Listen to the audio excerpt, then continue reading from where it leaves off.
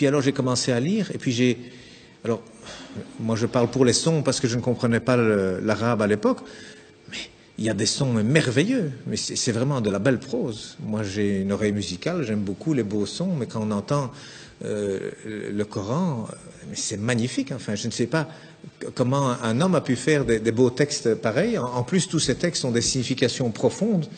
Il n'y a pas une erreur. Il y a des gens, des médecins, des scientifiques qui ont fait des erreurs, des recherches sur ces livres saints. Ils trouvent des erreurs dans la Torah, ils trouvent des erreurs dans la Bible, et ils n'en trouvent pas dans le Coran. Rien. Il n'y a rien qui est mauvais. Même il y a des images qui sont reprises qui correspondent pratiquement à la meilleure définition qu'un médecin pourrait faire à un ignorant. Donc c'est des choses merveilleuses qu'il y a dans le Coran. Et en plus, moi j'ai découvert récemment la formule de la beauté, comme on dit, c'est-à-dire qu'aujourd'hui la beauté c'est quelque chose qu'on calcule mathématiquement. Hein, donc il y a des formules pour savoir jusqu'où il faut mettre du rouge à lèvres, jusqu'où est-ce qu'il faut épiler les sourcils. Il y a un coin à respecter qui va du coin de la bouche, le long du nez, jusqu'au coin de l'œil et le début du sourcil. Donc ce qu'il y a là, il faut l'enlever. Et puis il faut aller du coin de la bouche à l'autre coin de l'œil, jusqu'à l'autre fin de sourcil. Cet angle, il doit être exactement l'angle qui correspond à un rectangle où il y a cette proportion, la beauté mesurée, comme on appelle, que d'ailleurs Fibonacci a découvert lorsque les chiffres romains ont été éliminés et remplacés par les chiffres arabes. Alors, ils viennent d'Inde en réalité, hein, avec le sifr, le zéro. Hein, en arabe, ça s'appelle le sifr. Donc, c'est devenu les chiffres plutôt que les nombres. Et puis, Fibonacci l'a découvert avec ces chiffres. C'est formidable, on peut faire des calculs infiniment grands et puis avec la virgule infiniment petit. Et il a découvert comme ça que la pyramide de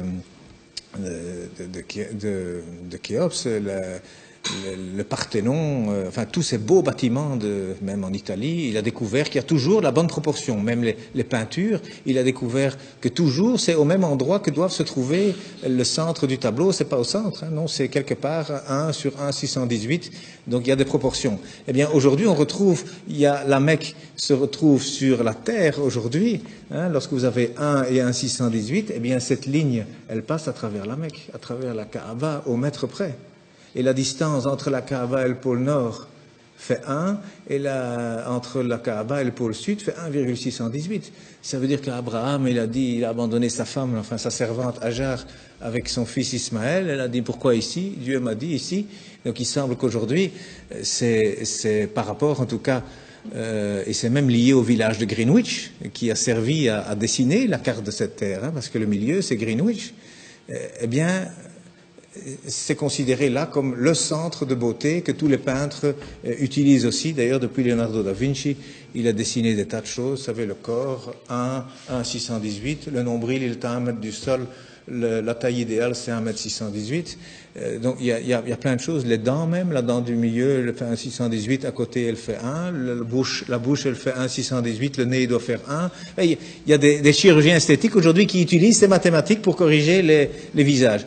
Eh bien, il y a un verset qui contient la Mecque dans le Coran. Hein, eh bien, le verset, il fait 47 lettres, divisé par 1,618, ça fait 29.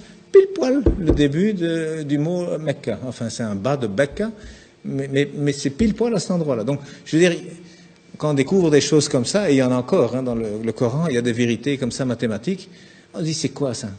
C'est pas un homme, il n'avait pas d'ordinateur, hein, le prophète, il n'en avait pas, c'est sûr, c'est certain, ça c'est vraiment une vérité, on n'a jamais rien retrouvé d'informatique à l'époque, c'est sûr. Et ça a déjà été testé, à mon avis, 1 million de fois. Ça fait partie de la science exacte. Mais cet homme, d'où est-ce qu'il a cherché ce texte? Il y a plein de choses comme ça. Alors le premier message, d'ailleurs, il faisait 19 mots. Le premier message faisait 19 mots, Bismillahirrahmanirrahim, fait 19 lettres.